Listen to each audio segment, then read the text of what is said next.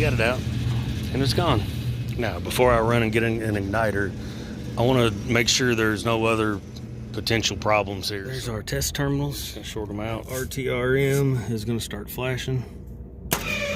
Flash means it's in test mode. So it's going to go the blower you heard. The second tap was the economizer. Third should be cooling, stage 1. Cooling, stage 2. And then heating, low fire. Ooh.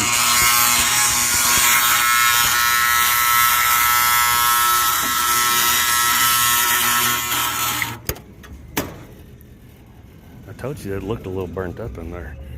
Yeah, she's locked up. All right, so good thing we checked. Now I need a combustion motor.